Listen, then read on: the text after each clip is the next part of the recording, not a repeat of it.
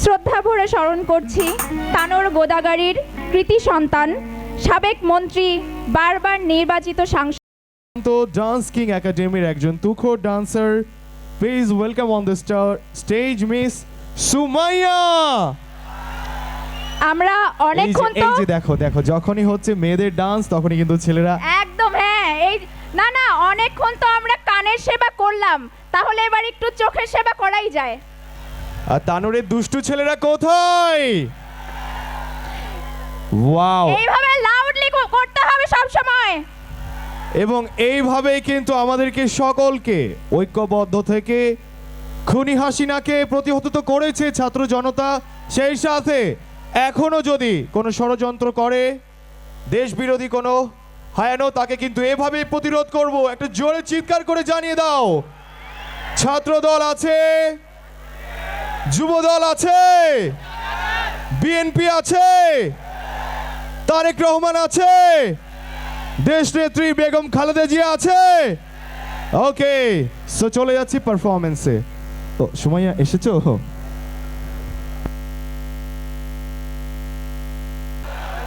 জালো রে জালো, কে বলে রে জিয়া নাই, কে বলে রে জিয়া নাই।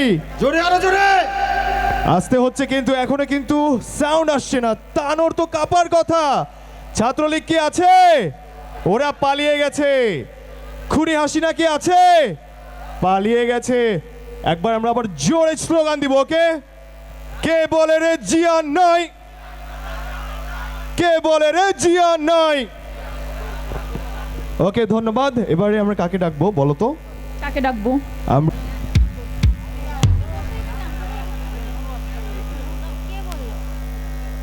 Hello hello.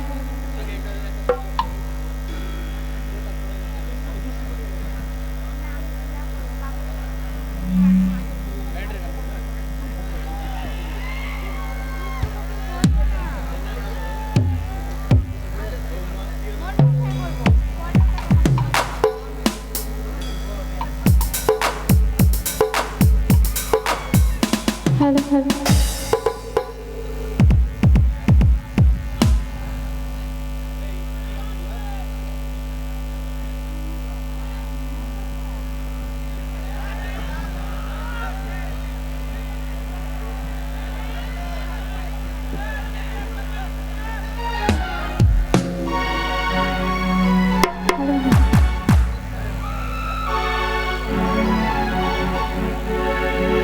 কি সবাই নাচের জন্য রেডি?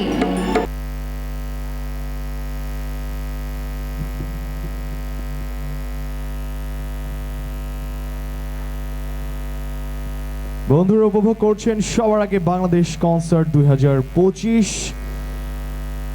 এই জালো রে জালো, জালো রে জালো, কে বলে রে জিয়া নাই, জিয়া মোদের চেতনায়।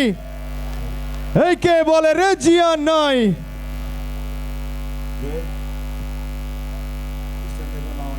আরেকবার হোক স্লোগান। এই দেশ সেই দেশ, এই দেশ সেই দেশ। আওয়াজ কিন্তু এখনো জোরে আসছে না বন্ধুরা, আর জোরে চিৎকার করে পুরো বাংলাদেশকে জানিয়ে দিতে হবে কানোর বাসী কি করতে পারে। ঠিক আছে? একে বলে রে জিয়া নাই, জিয়া মোদের চেতনায়। এই কে বলে রে জিয়া নাই। ধন্যবাদ বন্ধুরা।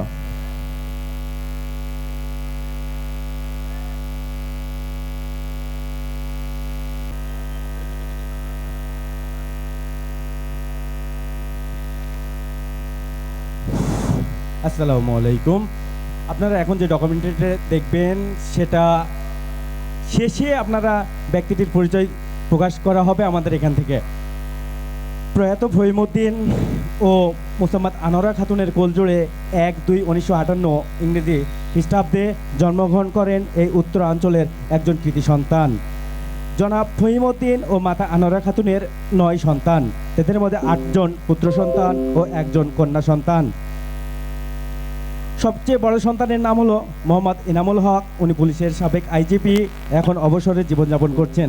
দ্বিতীয় ভাই উত্তরাঞ্চলের এই বরেন্দ্র অঞ্চলের পোড়ামাটির কৃতি সন্তান ব্যারিস্টার আমিনুল হক। তিনি বাংলাদেশ জাতীয়তাবাদী দল বিএনপি সরকারের 1991 থেকে 2006 সাল পর্যন্ত এমপি ছিলেন। TNT মন্ত্রী ও প্রতিমন্ত্রী ছিলেন। পরবর্তীতে রাজনীতির প্রেক্ষাপট পরিবর্তনে 2019 সালের 21শে এপ্রিল ইন্তেকাল করেন। তৃতীয় ভাই ডক্টর রেজাউল হক, যিনি প্রথম বাংলাদেশি বিজ্ঞানী হিসেবে নাসাতে কাজ করতেন, বর্তমানে আমেরিকা প্রবাসী। চতুর্থ ভাই ইঞ্জিনিয়ার আসাদুজ্জামান, বর্তমানে বরেন্দ্র বহুমুখী প্রজেক্ট BMDA-তে কর্মরত। পঞ্চম ভাই আখতারুজ্জামান টুনু, বাংলাদেশ ব্যাংকের জেনারেল ম্যানেজার হিসেবে অবসরে যান।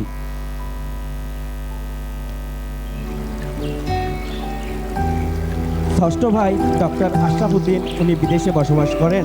তারপর একমাত্র বোন, যিনি BCS ও অ্যাডমিনিস্ট্রেটিভ ক্যাডার থেকে এডুকেশন ক্যাডারে চলে আসেন এবং বর্তমানে তিনি আমেরিকায় বসবাস করেন।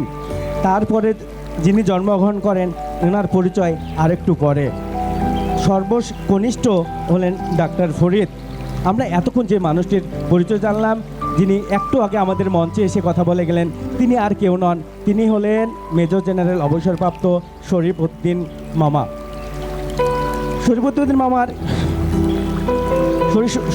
মামার স্কুল জীবন শুরু হয় রাজশাহী আইয়ুবউদ্দিন ক্যাডেট কলেজ, পরবর্তীকালে যেটা সারদা ক্যাডেট কলেজ এবং বর্তমানে রাজশাহী ক্যাডেট কলেজ নামে পরিচিত। সেখান থেকে 1975 সালে HSC পাশ করে বাংলাদেশ সেনাবাহিনীতে 1976 সালে কমিশন পদে যোগদান করেন এবং ট্রেনিং শেষ করে 1977 সালে সেকেন্ড লেফটেন্যান্ট হিসেবে ইস্ট বেঙ্গল রেজিমেন্টে পদাতিক বাহিনীতে যোগদান করেন। কালের পরম্পরায় যখন ক্যাপ্টেন, সেই অবস্থায় তিনি 1979 সালে দেন প্রেসিডেন্ট গার্ড রেজিমেন্ট, যেটা শহীদ জিয়াউর রহমান তৈরি করেছিলেন। তখন SSF ছিল না, শুধু PGRE প্রেসিডেন্ট এবং ভিআইপিতে নিরাপত্তা সাধন করত।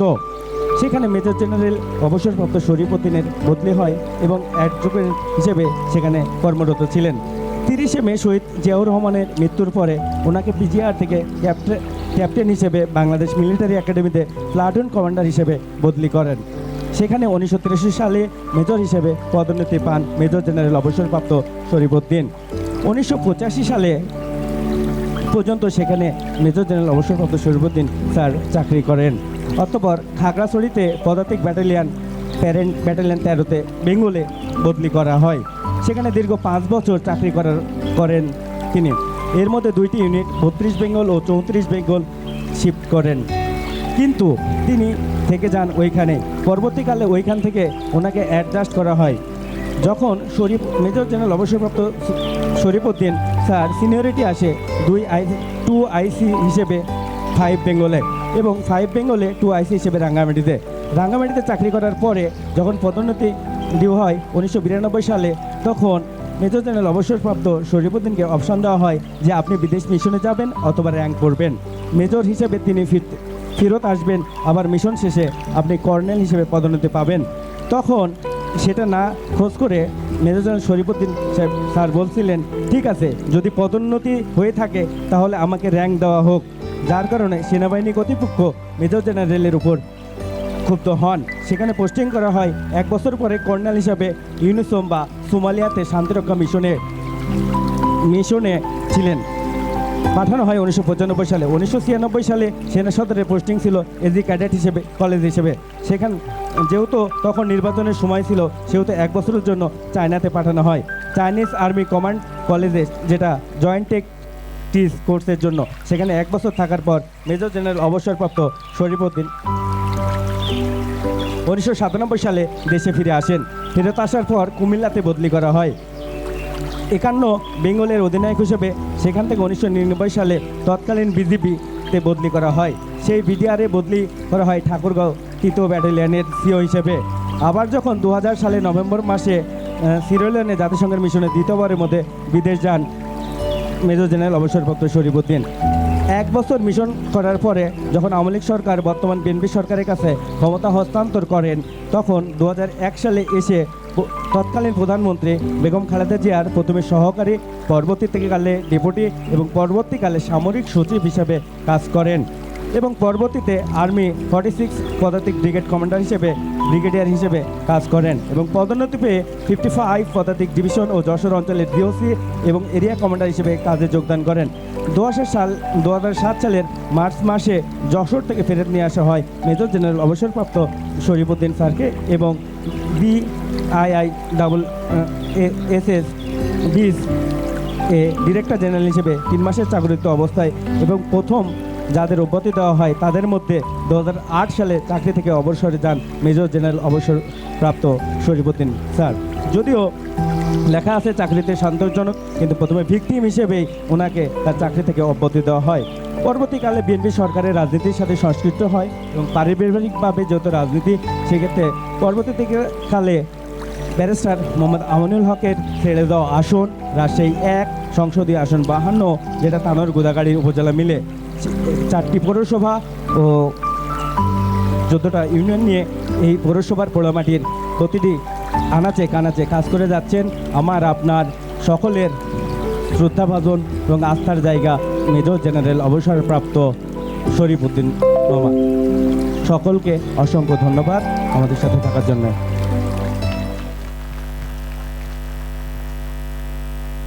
কি ভালো লাগছে না? আরে কেবল তো শুরু হলো, আরো খেলা বাকি আছে, খেলা হবে। ওকে, সো এবার ঐশী আমরা একটু ধন্যবাদ জানাতে চাই চমৎকার এই আয়োজন করার জন্য। ধন্যবাদ জ্ঞাপন করছি আমাদের শরীফ স্যারকে, মিজান স্যারকে এবং সকল তানোরবাসী সহ আমাদের আরো একজন স্পেশাল গেস্টকে ধন্যবাদ জানাতে চাই। আরো একজন তানোর উপজেলা ছাত্র দলের আহ্বায়ক মাসুদ করিম ভাইকে একটু সবাই আমরা আমাদের সকল গেস্টদের জন্য একটু জোরে হাততালি। এবং অনেক মা বোনদেরকে দেখতে পাচ্ছি, আপনারা কেমন এনজয় করছেন? কেমন? আমার এই সাইডের ভাইগুলো অনেক সুইট, তোমরা একটা জোরে চিৎকার করে দেখিয়ে দাও। ওনাদের Okay. এনার্জি সব সময় হাই। ঐশী, আবার আমরা ডান্স দেখবো। ওয়াও, আবার আমন্ত্রণ জানাচ্ছি শান্ত ডান্স কিং একাডেমির আরো একজন তুখোর ডান্সার আসছে, শাম্মী। ইয়ে! আমার মনে হয় যে এই পারফরমেন্স দেখেই সবাই অনেক দিওয়ানা হয়ে যাবে। তো আমন্ত্রণ জানাচ্ছি শাম্মীকে।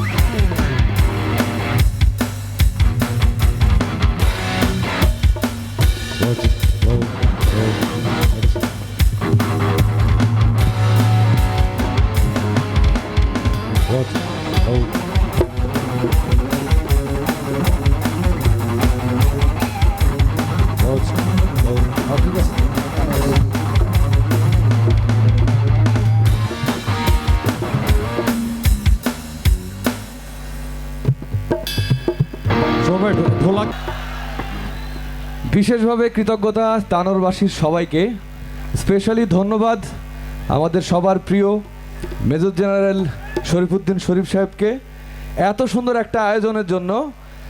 মিজান ভাইকে অনেক ধন্যবাদ। একটা জোরে করতালি হয়ে যাক তানোরবাসীর জন্য।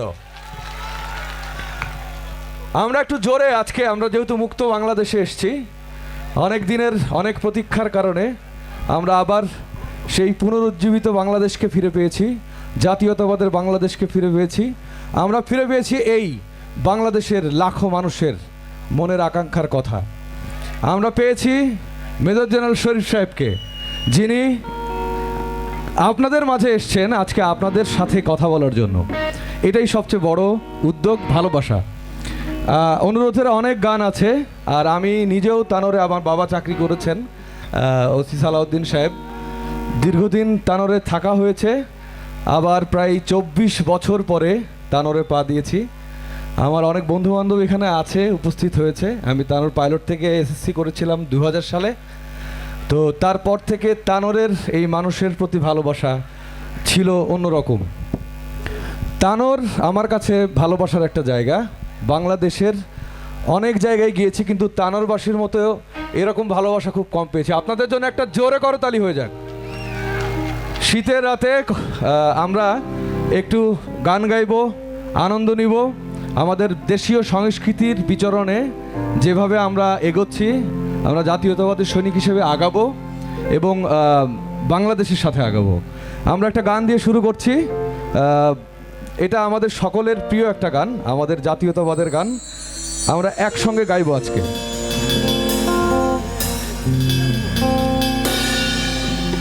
প্রথিতযশা যন্ত্রশিল্পীগণ আমাদের সঙ্গে বাজাচ্ছেন।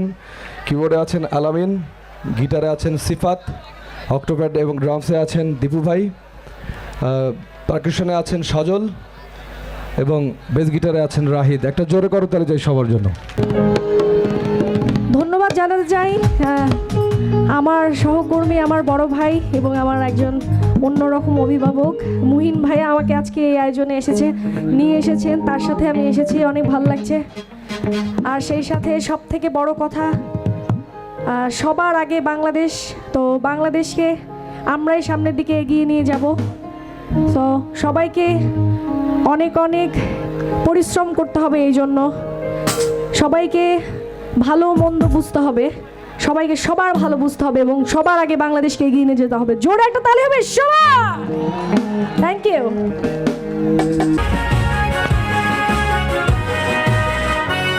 যদি বাংলার বুকে নাম তোমার রাখতে চাও অম্লান, তবে হয়ে যাও তুমি জিয়াউর রহমান।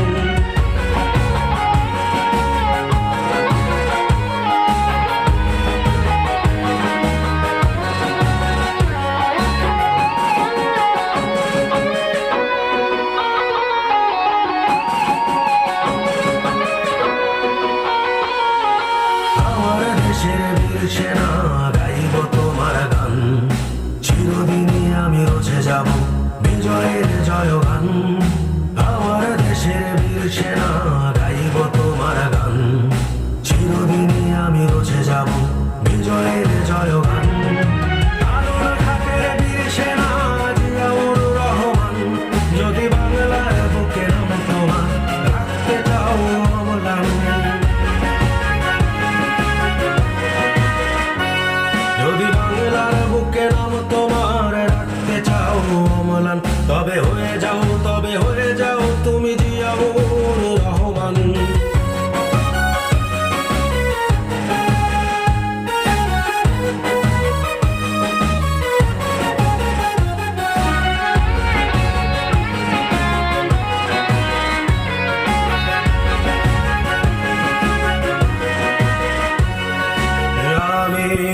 আমরা কি ভুলতে পারি মহান নেতা তোমাকে? আমরা কি ভুলতে পারি মহান নেতা তোমাকে? তোমার চেতনা রক্তে মাখিয়ে মোরা হাসাবো, আমি হাসাবো বাংলা মাকে।